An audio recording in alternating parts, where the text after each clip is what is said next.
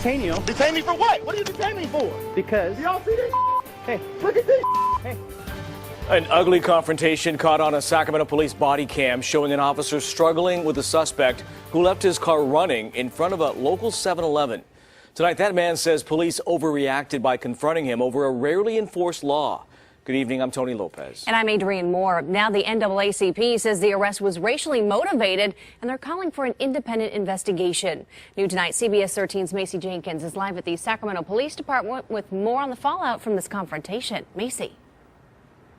Well, Adrienne and Tony, Craig Williams spent nearly 24 hours behind bars after leaving his car outside of the 7-Eleven idling. Now, police say he was non-compliant and tried to resist arrest. And now body camera video shows us just how this interaction took place.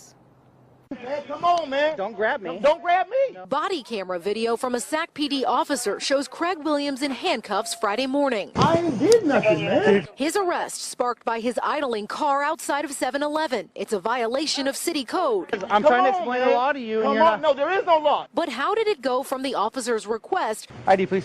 to a recitation of the law So you have your car running. That has nothing to do with what's going on, It's a misdemeanor to leave your That car has to running. to a physical struggle in just 1 minute? Sir? What are you detaining me for? 4 days after Craig's release from jail, I still feel kind of shocked and appalled, but just getting over it. NAACP President Betty Williams says the confrontation shows a continued pattern of brutal behavior towards black men by the Sacramento Police Department. Chief Hahn, it's time for you to clean house of all the bad apples that you have inherited into your department. Williams' attorney Justin Ward explained that his client was in 7-Eleven buying snacks when the officer turned off Williams' vehicle left idling outside. It looked like this officer was looking for conflict. Then the officer motioned for Williams to come outside. Call him like a little boy and say, come here. But Detective Eddie McCulley with Sac PD The reason we put the video out is so people can see for themselves what occurred. says Williams' arrest came down to not following the officer's request. Just identification. For what? I didn't break no law. Your car was I running. didn't break no law. I'm trying to tell you that I'm you broke in the law. trouble. But it's very important when an officer gives a lawful order that you comply with that lawful order so that the contact can be safe for everybody involved. The NAACP wants to see disciplinary action against the officer. He went there with the intention to racial profiling and to take a black man to jail. Now, Williams is from Sacramento and works as a chef at a local restaurant. His attorney says they're not sure if they will take legal action, but if they do file a civil suit, that will have to wait until any criminal charges are taken care of. Williams is set to appear before a judge on May 22nd. Peace, peace, peace. This your brother Monroe Jr. So we just saw the video, family, of the black man who was arrested by the police for leaving his car running in a parking lot. And after reading some, one legal expert, attorney Michael Wise, said that the law is limited to public areas that are publicly maintained. He continued, this appears to be a private parking lot where the vehicle code technically would not even apply. So the lawyer is saying in this particular instance that the police was incorrect, in his actions, because it was a private parking lot, not a public parking lot, and that particular code would not even apply. So as we see a lot of times, police come at black men looking for any little reason to try to get into a confrontation with them. So I'm just going to say this, brothers.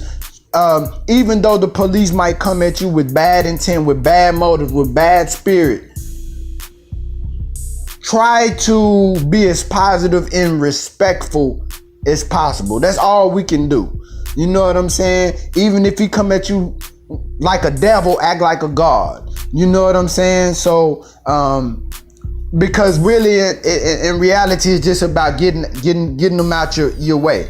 You know what I'm saying? So you can move on with your life. Because a lot of them coming at us with bad intent. And let me say this, brothers. The brothers that are in our communities, we need to, those who have the desire, step up and become a police officer. We need good police officers that are around our people, that truly care about our people. Not these road cops that don't, or white cops that don't know how to handle our people, don't understand the struggle of being a black man in white America, and they're very uncomfortable with our people, and that's why they're so quick to get into physical confrontations. They're so quick to pull out their guns because they don't, they generalize black people from dealing with maybe a bad few situations or circumstances that they had. So they have that preconceived notion or idea in their mind, family. So that's just a thought I had. We need to step up and become police officers, brothers who have good moral character. Step up and police your community. If you don't desire to become a police officer, we have to train up our young brothers in the community to protect the community and not, of course, destroy the community. But that's just some thoughts that I personally have. Be wise out here, brothers. We got a lot of enemies out here, and never be the aggressor, man. But like I said, the brother he did nothing wrong per the attorney. It was a private parking lot, so that public idle parking code did not apply to this specific situation for all of those who automatically try to ride with the officer without having thorough knowledge of what's going on. It's your brother Monroe Jr. I'm signing off. Peace.